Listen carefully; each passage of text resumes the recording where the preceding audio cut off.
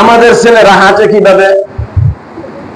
আমি দেখছি এক ধরনের হাফ প্যান্ট পরে পরে বিয়ের উপযুক্ত যুবক ফুলা পান বাড়ি ঘরে হাফ প্যান্ট পরে পরে হাঁটে হাঁটে বাড়ি ঘরে মার সামনে দা হাঁটে, বোনের সামনে দা হাঁটে, খালার সামনে দা হাঁটে, ফুফুর সামনে দা হাঁটে।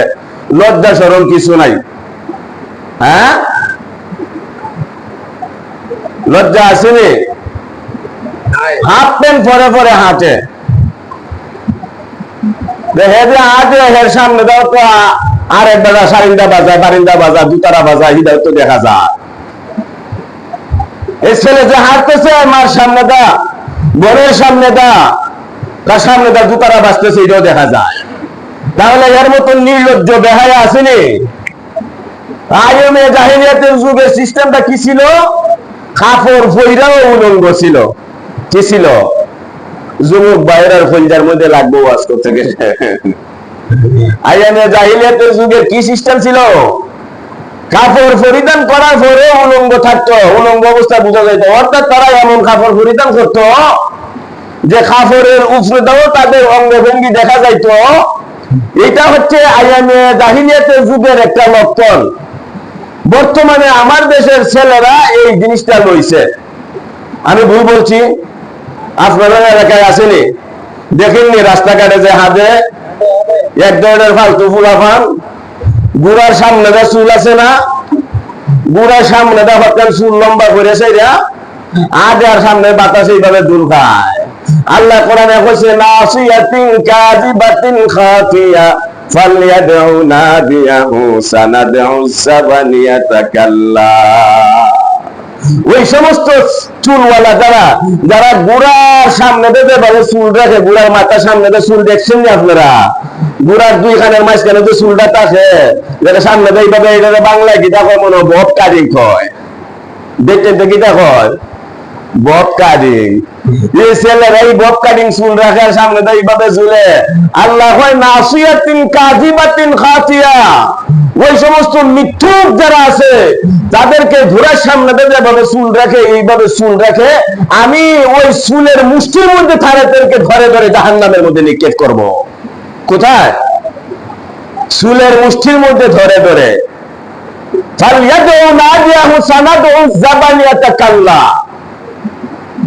আমার কথা না, কোরআনের কথা। তাহলে বোঝা গেল এই যে সংস্কৃতিটা, এটা আমাদের নিজস্ব সংস্কৃতি না, এটা হচ্ছে বিজাতীয় সংস্কৃতি। দেখবেন ফুলাপান রাস্তা দিয়ে হাঁটতেছে, প্রস্রাবে ব্যাগ পাইছে, রাস্তার কিনারের মধ্যে খাইয়া সাইডা দিছে 30 গোড়া মেশিন আছে না নে? রাস্তার মধ্যে খারাইয়া প্রস্রাব করে দেয়, আছে না নে? খারাইয়া প্রস্রাব করে ভোটটা করে না, আমার চোখের দেখা। খারিয়া সাইডা দেয়, এর সামনে তো ওয়াল আছে, ওয়ালের মধ্যে মুখ পইরা প্রস্রাব করে আবার নিজের গায়ের মধ্যে লাগতেছে। দাওয়াত দেন, নামাজের দাওয়াত দেন যে ভাই নামাজটা পড়ো না তুমি, ও ভাই কাপড় বালা না, ফরনের মধ্যে 1200 টাকা দামের ফ্যান, এরপরে হয় কাপড় বালা না, 400 টাকা দামের লুঙ্গি, হেই বেড়া লুঙ্গি পরে, কম দামি লুঙ্গি পরে নামাজ পড়তেছে, বালা কাপড়। যে কাপড়, যে দামি কাপড় নামাজের সময় কইলে কয় বালা না, তো তোমার এটা কি এর দামি কাপড়? তোমার এই কাপড়ের 2 টাকার দামও নাই, ঠিক কিনা? আসেনি? নামাজের সময় যে বেটা হয় যে আমার কাপড় বালা না, ই বেটার 12 মায়া মাসি হয়ে জায়গা, ই বেটার কাপড়ের কি দাম আছে পঞ্চাশ? এটা তো রুগী, দেখতেন থেকেও খারাপ, ঠিক কিনা? দেখতেন থেকে খারাপ না? দেখতেন তোর তো মাসে 7 দিন বা 3 দিন থাকে, ইয়ার আর আজীবনই থাকে। আছে না এরকম যে তোমারই যা কাপড় পরে লাভ কিতা? ওর বাড়িতে 1200 টাকা দামের লুঙ্গি তোমার সেলামি দিছে, যে লুঙ্গি দিয়ে তুমি মসজিদে যাইতে পারো না, তোমার এই যে সেলামির কাপড়ের কি দাম? এটা তো 2 টাকার দামও নাই, 4 আনার দামও নাই, এটার মধ্যে কুত্তায় মুখে, ঠিক কিনা? আমাদের এই হচ্ছে জাহিলিয়ার যুগের একটা সিস্টেম। কথাগুলা খারাপ লাগতেছে, তাই না? বাস্তব কথা কিন্তু, বাস্তব কথা কিন্তু আমাদের যুবকের অবস্থা এরকম হয়ে গেছে গা। এই তো গেল যুবকদের অবস্থা। লজ্জা শরম তো নাই, ওই লজ্জা শরম আসেনি? নাই। একটা মানুষের সামনে গেলে পরে যুবকরা যখন রাস্তাটা হাঁটে, বুড়াবে না যখন রাস্তা সাইড করে যাওয়া লাগে সড়কের কিনারো, এরপরে যখন জায়গা বানার কিতা করবো নিচে হাঁটে, এরপরে আর সাইড দিয়ে না, ওরে বাপটা কি তারে মনে হয় এলাকার কোন জমিদারের ফুট বুঝি। হ্যাঁ, আছে না এরকম?